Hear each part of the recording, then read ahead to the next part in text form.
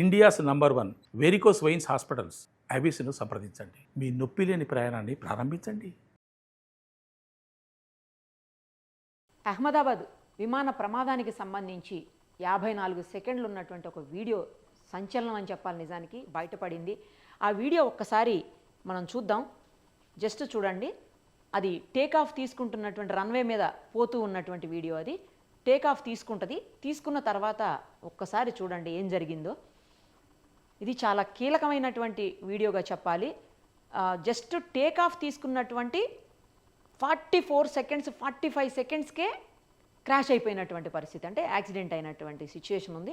అదిగో take off అవుతుంది చూడండి. జస్ట్ 20 సెకండ్స్, ఇంకో కొన్ని సెకండ్స్లోనే అది క్రాష్ అవ్వబోతోంది. మీకు టేక్ ఆఫ్ అయిన తర్వాత అదే లెవెల్ మెయింటైన్ అవుతూ పైకి వెళ్లాల్సింది, కానీ కిందికి వచ్చింది. ఒక్కసారి అబ్జర్వ్ చేయండి. కిందికి అలా వస్తూనే ఉంది. అదిగో కిందికి వచ్చిన తర్వాత ఇక్కడ కరెక్ట్గా క్రాష్ అయిపోయింది. ఇది 44 సెకండ్స్ వీడియో. మళ్ళీ ఒకసారి అబ్జర్వ్ చేయండి. మూవ్ అవుతుంది, రన్వే మీద నుంచి మూవ్ అవుతూ అదిగో జస్ట్ టేక్ ఆఫ్ అయింది. టేక్ ఆఫ్ అయిన తర్వాత ఇమ్మీడియట్గా అసలు ఎంతోసేపు కూడా పట్టదు, కేవలం 1 మినిట్ లోపే 44-45 సెకండ్స్లోనే అది కూలిపోయినటువంటి పరిస్థితి. టేక్ ఆఫ్ అయినటువంటి ఫ్లైట్ యాక్చువల్గా అదే వేలో వెళ్ళాలి, లేదంటే పైకి వెళ్ళిపోతుండాలి. కానీ కొన్ని సెకండ్స్, అంటే జస్ట్ 27 సెకండ్స్ 28 సెకండ్స్ తర్వాత డౌన్ అయిపోతుంది. ఒకసారి అబ్జర్వ్ చేయండి. డౌన్ అయిపోతూ అలాగే కింద పడిపోయింది. దీనికి 2-3 రీజన్స్ చెప్తున్నారు. 2 ఇంజిన్స్ ఉంటాయి జనరల్గా. పెద్ద ఫ్లైట్స్ అయినా ఏ ఫ్లైట్స్ అయినా కూడా 2 ఇంజిన్స్ ఉంటాయి. 2 ఇంజిన్స్లో కూడా ఒక ఇంజిన్ ఫెయిల్ అయిపోయినా, ఏదైనా సాంకేతిక కారణాలతో టెక్నికల్ ఇష్యూస్తో ఒక ఇంజిన్ కనుక ఫెయిల్ అయిపోతే రెండో ఇంజిన్ కంపల్సరీ వర్క్ చేస్తుంది. ఆ ఇంజిన్ని పెట్టుకునే పైలట్ లేదా కో పైలట్ ఇద్దరు కలిసి సేఫ్గా ఫ్లైట్ని ల్యాండ్ చేస్తూ ఉంటారు. ఇది చాలా సందర్భాల్లో మనం చూస్తాము. కానీ ఇక్కడ బ్యాడ్ లక్ ఏంటంటే 2 ఇంజన్స్ కూడా పాడైపోయినటువంటి పరిస్థితి. 2 ఇంజన్స్ పాడైపోయినప్పుడు ఇంకా అసలు దాన్ని సేఫ్గా ల్యాండ్ చేయటం అనే క్వశ్చనే లేదు. ఆ ల్యాండ్ చేసేటువంటి పరిస్థితులే ఉండవు. సో క్రాష్ అయిపోవటం తప్పించి వేరే ఇంకేం కూడా మనం ఇందులో చూడలేము. ఇంకోటి ఏంటంటే 2-3 ఇష్యూస్ ఇప్పుడు నేను పైలట్స్తో మాట్లాడాను. వాళ్ళు ఎక్స్ పైలట్స్ ఉన్నారు, అందులో ప్రజెంట్ వర్క్ చేస్తున్నటువంటి పైలట్స్ కూడా ఉన్నారు. ఆ క్యాప్టెన్స్తో మాట్లాడినప్పుడు వాళ్ళు చెప్పిన 2-3 విషయాలు చాలా షాకింగ్ అనిపించాయి. ఏంటంటే ఫ్లైట్స్లో 2 రకాలు ఉంటాయి. ఒకటి బోయింగ్, ఇంకొకటి వచ్చేసి ఎయిర్ బస్. బోయింగ్ అనే ఫ్లైట్స్లో జనరల్గా ఎయిర్ బస్ వచ్చేసరికి ఎయిర్ బస్సు సపరేట్ టెక్నాలజీ ఉంటుంది, బోయింగ్ సపరేట్ టెక్నాలజీ ఉంటుందట. సో బోయింగ్లో ఏంటంటే ఫ్యాన్స్ సిస్టమ్ అనేది ఏది కూడా అసలు ఉండదు, వర్క్ చేయదు. కానీ ఎయిర్ బస్సులో వచ్చేసరికి ఫ్యాన్ సిస్టమ్ ఉంటుందంట. అంటే స్పీడ్గా తిరిగే ఫ్యాన్స్ ఉంటాయి అన్నమాట. ఏదన్నా బర్డ్ హిట్ చేయడానికి వచ్చినప్పుడు ఈ స్పీడ్కి, ఫ్యాన్ తిరిగే స్పీడ్కే బర్డ్ అవతలకి వెళ్ళిపోతుందట. పడిపోవటం కానీ, లేదంటే చనిపోవటం కానీ, జస్ట్ తాకి కింద పడిపోవటం కానీ జరుగుతుంటుంది. కానీ బోయింగ్ ఫ్లైట్స్లో మాత్రం అలా కాదు. ఆ బర్డ్ హిట్ చేసినప్పుడు ఆటోమేటిక్గా గట్టిగా హిట్ చేసి, ఎందుకంటే ఫ్యాన్ అనేది ఉండదు కాబట్టి గట్టిగా హిట్ చేసేసి లోపలికి వచ్చేటువంటి పరిస్థితులు కూడా ఉంటాయంట. లోపలికి వచ్చినప్పుడు ఆటోమేటిక్గా ఇంజిన్ మీద ఎఫెక్ట్ చూపిస్తుంది. డెఫినెట్గా అది క్రాష్ అవడానికి ఎక్కువ ఛాన్సెస్ ఉంటుంది. సో బోయింగ్కి ఎయిర్ బస్కి ఈ డిఫరెన్స్ ఉంటుందన్నమాట. ఇప్పుడు ఈ ఫ్లైట్ 787 ఏదైతే ఉందో అది బోయింగ్. తర్వాత ఇంకొకటి ఏంటంటే ఈ బోయింగ్ ఫ్లైట్స్లో ఫ్యూయల్ ఎక్కువ పడుతుంది, ఎక్కువ యూస్, అంటే ఎక్కువ కెపాసిటీ ఉంటుందట. తర్వాత ఈ ఎప్పుడైతే ఫ్లైట్ టేక్ ఆఫ్ అవుతుందో, టేక్ ఆఫ్ అయ్యేటప్పుడు అంటే అప్పుడే స్టార్ట్ అయినట్టు కదా. సో ఆ సందర్భంలో ఫ్యూయల్ ఫుల్గా ఉంటుందంట. ఫుల్గా ఉన్నప్పుడు వెయిట్ కూడా, అంటే ఈ ఫ్రంట్ సైడ్ వెయిట్ కూడా చాలా ఎక్కువ ఉంటుందంట. తొందరగా డౌన్ అవడానికి ఆప్షన్ ఎక్కువగా ఉంటుంది అని చెప్పేసి చెప్తా ఉన్నారు. అంటే కింద పడిపోయే ఆప్షన్ ఎక్కువ ఉంటుంది ఫుల్ ఫ్యూయల్ ఉన్నప్పుడు. అదే ల్యాండింగ్లో అంటే మొత్తం అయిపోయి వస్తుంది కదా, ఫ్యూయల్ అయిపోయి వస్తుంది కాబట్టి ల్యాండింగ్లో, అందులోనే ఈ ఫ్లైట్ పర్టికులర్గా లండన్ వెళ్తుంది కాబట్టి ఫుల్ ఫ్యూయల్తో ఉన్నటువంటి పరిస్థితి. అదే ల్యాండింగ్లో ఏంటంటే అప్పటికే ఫ్యూయల్ ఖర్చు అయిపోతుంది, అప్పటికే ఫ్యూయల్ అయిపోతుంది కాబట్టి ల్యాండింగ్లో ఫ్లైట్ కొంచెం వెయిట్ కూడా తగ్గుతుంది, సేఫ్గా ల్యాండ్ అవుతుందంట. ల్యాండ్ చేసేటప్పుడు ఫ్యూయల్ని ఖచ్చితంగా ఫుల్ ఫ్యూయల్తో అసలు ల్యాండ్ చేయరంట ఫ్లైట్ని. ఒకవేళ ల్యాండ్ చేయాల్సినటువంటి పరిస్థితులు వస్తే మాత్రం ఫ్యూయల్ని బయటనే, అంటే అక్కడక్కడే ఫ్లై చేసేసి కాసేపు ఎయిర్లోనే తిప్పేసి ఫ్యూయల్ని కాలిపోయిన తర్వాత, ఫ్యూయల్ కాస్త ఖర్చు అయిన తర్వాత మాత్రమే ల్యాండ్ చేస్తారంట. ఏ పరిస్థితుల్లో ల్యాండ్ చేయాల్సి వచ్చినా కూడా ఇలాంటి ప్రికాషన్స్ అన్నీ కూడా తీసుకుంటారట పైలట్స్. తర్వాత ఈ పైలట్స్ పర్టికులర్గా దాదాపు 8,200 గంటల పాటు ఫ్లైట్స్ నడిపినటువంటి అనుభవం ఉంది. సో వాళ్ళు కూడా ఏమీ తక్కువ ఎక్స్పీరియన్స్ ఉన్నటువంటి వ్యక్తులు కారు. నెక్స్ట్ ఇంకొకటి, ఈ ఫ్లైట్కి 12 సంవత్సరాల ఏజ్ ఉంది. ఈ ఏదైతే బోయింగ్ 787 ఉందో 12 ఇయర్స్ అయిందంట తయారయ్యి. ఇంకొకటి ఏంటంటే ఇది ఓల్డ్ ఫ్లైట్ అనుకోవడానికి కూడా లేదు. ఫ్లైట్ని ఎప్పుడు కూడా మనం ఓల్డ్ న్యూ అనేది క్యాలిక్యులేట్ ఎలా చేయాలో తెలుసా? అది తిరిగినటువంటి అవర్స్ని బట్టి అంట. అంటే అది జర్నీ చేసినటువంటి అవర్స్ని బట్టి, ఎంత జర్నీ చేసింది, ఎన్ని అవర్స్ పాటు తిరిగింది అనే దాన్ని బట్టే మనం దాన్ని క్యాలిక్యులేట్ చేయాలి తప్పించి ఇయర్స్ అంటే అది తయారై 30 సంవత్సరాలు అయింది, అది తయారై 20 సంవత్సరాలు అయిందని మాత్రం మనం దాన్ని క్యాలిక్యులేట్ చేయకూడదని చెప్తున్నారు పైలట్స్.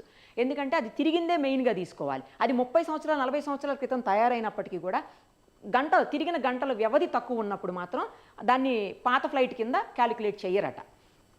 సో ఇవన్నీ కూడా చాలా కీలకమైన అంశాలు ఇందులో. నెక్స్ట్ 2 ఇంజన్స్ ఒకేసారి ఎందుకు ఫెయిల్ అయినాయి అనేది కూడా ఇంపార్టెంట్ థింగ్.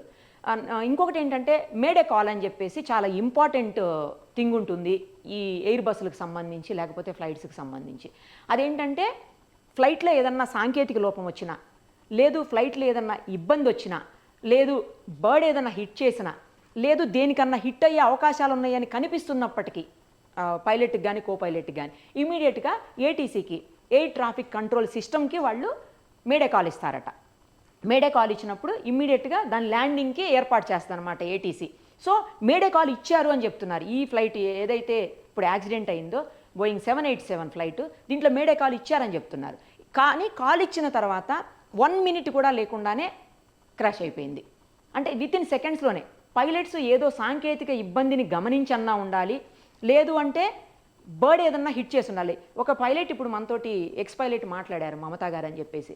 ఆవిడ క్లియర్గా చెప్తున్నారు, ఇప్పుడు మీరు ఇక్కడ చూడండి చెట్లు కనిపిస్తున్నాయి కదా, ఈ చెట్లు కనిపిస్తున్న ఏరియాలు అంతట్లో కూడాను బర్డ్స్ చాలా ఎక్కువగా ఉన్నాయంట. ఈ పడిపోయిన తర్వాత కూడా ఫ్లైట్ కింద పడిపోయిన తర్వాత కూడా బర్డ్స్ అక్కడ తిరగటం మేము గమనించామని చెప్తున్నారు ఆవిడ. సో బర్డ్ హిట్ చేసిందా లేకపోతే ఏదైనా సాంకేతికంగా ఇబ్బంది కలిగిందా అప్పటికే ఫ్లైట్లో, అందుకే మేడే కాల్ ఇచ్చారా అనేది కూడా తెలియాల్సి ఉంది. ఇంకొక కీలకమైన అంశము, చాలా అత్యంత ముఖ్యమైన అంశం ఏంటంటే బ్లాక్ బాక్స్. అంటే ఫ్లైట్ కాక్పిట్లో ఉండేటువంటి బ్లాక్ బాక్స్. ఈ బ్లాక్ బాక్స్ అనేది చాలా చాలా ఇంపార్టెంట్ ఫ్లైట్కి. అది యాక్సిడెంట్ అయినా, అంటే ఫ్లైట్ పడిపోయినా, కాలిపోయినా, వాటర్లో పడిపోయినా, ఏం జరిగినా సరే ఈ బ్లాక్ బాక్స్ అనేది మాత్రం ఎప్పటికీ అసలు నాశనం కాదు, ఎప్పటికీ పాడైపోదు. బ్లాక్ బాక్స్ అలాగే ఉండిపోతుందట. సో ఆ బ్లాక్ బాక్స్ని ఇప్పుడు ఓపెన్ చేసి చూస్తే అందులో ప్రతిదీ, ఈచ్ అండ్ ఎవ్రీథింగ్ అందులో రికార్డ్ అయిపోతుందట. అది పైలట్ కో పైలట్ మాట్లాడుకున్నది కావచ్చు, లేకపోతే సాంకేతికమైనటువంటి ప్రాబ్లమ్స్ ఏమన్నా ఉన్నాయా, లేదా ఇతర ప్రాబ్లమ్స్ ఏమన్నా ఉన్నాయా, ఇలా రకరకాల ఇష్యూస్ ఏమున్నాయి అనే ప్రతిదీ కూడా బ్లాక్ బాక్స్లో అసలు కంపల్సరీ రికార్డ్ అయిపోతుందని చెప్తున్నారు పైలట్. సో ఆ బ్లాక్ బాక్స్ను ఓపెన్ చేస్తే ఏం జరిగింది ఈ ఫ్లైట్లో, ఎందుకు ఇంతమంది మరణించడానికి కారణమైంది ఈ ఫ్లైట్ అనేది మొత్తం బయటకు వస్తుందని చెప్తుంది. ఎందుకంటే పైలట్ కో పైలట్ మాట్లాడుకుంటారు, ఏం జరిగిందని. మనం ఏదైనా ఇన్సిడెంట్ అయ్యేటప్పుడు అదే ఎదురుకుండా ఏదో వస్తుంది, లేకపోతే ఇంజన్ వర్క్ చేయట్లేదు, లేకపోతే ఫ్యూయల్ ఎక్కడో లీక్ అవుతుంది, ఇట్లా రకరకాలు ఏం మాట్లాడుకున్నా సరే ప్రతిదీ అందులో రికార్డ్ అయిపోతుందని చెప్తున్నారు. సో అది కాలదు, అది నాశనం అవ్వదు, పాడైపోదు. కాబట్టి ఆ బ్లాక్ బాక్స్ బయటకు వస్తే మొత్తం క్లియర్గా క్లారిటీగా ఏం జరిగిందని బయటకు వస్తుంది. కానీ ఆ బ్లాక్ బాక్స్ వీళ్ళు ఓపెన్ చేయడానికి వీలు లేదు. అది ఎవరైతే తయారీ సంస్థ ఉంటుందో, ఎక్కడ తయారవుతుందో బ్లాక్ బాక్స్, వాళ్ళు మాత్రమే దాన్ని ఓపెన్ చేయగలుగుతారట. సో అక్కడికి వెళ్ళాలి. అది అక్కడికి వెళ్ళి టెక్నికల్గా మొత్తం ఓపెన్ చేసి కంప్లీట్గా సాంకేతికంగా ఏమేమి ఉన్నాయో అవన్నీ సెర్చ్ చేసి ఏం జరిగిందనేది అక్కడి నుంచి మాత్రమే బయటికి రావడానికి అవకాశం ఉంది. కానీ ఇది జరగాలంటే 15 రోజులు మినిమం టైం పడుతుందంట. 15 డేస్ అయితేనే కానీ పూర్తి ఇన్ఫర్మేషన్ రాదు అని చెప్తున్నారు. ఇప్పుడు ఉన్న ఇన్ఫర్మేషన్ ప్రకారం ఏంటంటే ఇప్పటి వరకు బ్లాక్ బాక్స్ దొరికింది అని అయితే ఎక్కడా కూడా మనకి ఇన్ఫర్మేషన్ రాలేదు. అంటే చాలా కాలిపోయిన శకలాలు ఉన్నాయి, మొత్తం బిల్డింగ్కి సంబంధించినటువంటి మెటీరియల్ అంతా, ఆ డెబ్రీ అంతా కింద పడిపోయి ఉంది. సో ఎక్కడుంది బ్లాక్ బాక్స్ అనేది దొరకదు. ఎందుకంటే బ్లాక్ బాక్స్ మరీ పెద్ద సైజు ఏముండదు, చాలా చిన్న సైజులోనే ఉంటుందండి. ఆ బ్లాక్ బాక్స్ దొరికితే కానీ మొత్తం క్లారిటీగా క్లియర్గా బయటకు వచ్చేటువంటి అవకాశం ఉంటుంది. ఇప్పటి వరకు ప్రాథమికంగా ఉన్నటువంటి సమాచారం ప్రకారం అయితే 2 ఇంజన్స్ మాత్రం ఒకేసారి పని చేయకుండా పోయాయి అనేది మాత్రం క్లియర్గా మొత్తం అందరూ ఎక్స్పీరియన్స్ ఉన్న వాళ్ళందరూ కూడా చెప్తున్నటువంటి పరిస్థితి. ఏదైనా ఇన్వెస్టిగేషన్ నడుస్తోంది. ఇప్పటికే అమిత్ షా గారు, తర్వాత మన విమాన సర్వీసుల శాఖ మంత్రి అందరూ అక్కడే ఉన్నారు. కాసేపట్లోనే అహ్మదాబాద్కి ప్రధాని మోడీ కూడా చేరుకునేటువంటి అవకాశం ఉంది, కనిపిస్తోంది. ఇప్పటికే న్యూస్ వచ్చింది, ఆయన వస్తున్నారని కూడా. మొత్తం దీని మీద సీరియస్ ఇన్వెస్టిగేషను జరిగితే మొత్తం ఇన్ఫర్మేషన్ అంతా బయటకు వస్తే అప్పుడు ఏం జరిగిందని తెలుస్తుంది. ఇంకోవైపు నుంచి ఏమన్నా పాకిస్తాన్ ఏదైనా అటాక్ చేసిందా అని కూడా వినిపిస్తోంది. ఏది అయినప్పటికీ కూడా కానీ అంత చాలా తక్కువ టైంలో జస్ట్ టేక్ ఆఫ్ అయినటువంటి 1 minute లోపే, ఎక్కువ దూరం కూడా పోలేదు అసలు. అందుకే జనావాసాలు ఉన్నాయి. కాస్త దూరం వెళ్ళిపోతే వాళ్ళకి ల్యాండ్ చేసేదానికి అవకాశం అన్న ఉండేది, ఎందుకంటే ఖాళీ ప్లేస్ ఉంటుంది కాబట్టి కాస్తైనా ల్యాండ్ చేసేదానికి అవకాశం ఉంటుంది. బట్ ఇమ్మీడియట్గా అక్కడికక్కడే కాబట్టి, అంటే ఎయిర్పోర్ట్ నుంచి బయటకు వచ్చిన వెంటనే కాబట్టి ఆ అవకాశం కూడా లేదని చెప్పి పైలట్స్ చెప్తున్నారు. సో ఏం జరిగింది, ఇది నిజంగానే ఏమైనా అటాకా, లేకపోతే ఇంజిన్స్ ఏమన్నా టెక్నికల్గా ఫెయిల్ అయిపోయాయా, లేకపోతే బర్డ్ హిట్ చేసిందా, లేదా మరి ఇంకేదైనా రీజన్ ఉందా, ఇవన్నీ తెలియాలంటే మాత్రం బ్లాక్ బాక్స్ బయటికి రావాలి. అప్పుడే క్లారిటీగా తెలుస్తుంది. అంతవరకు ఏం జరుగుతుందనేది అబ్జర్వ్ చేయడం తప్పించి ఎవ్వరు చేయగలిగింది ఏమీ ఉండదు. ఇందులో బ్లాక్ బాక్సే కీలకమైనటువంటి అంశం అన్నమాట.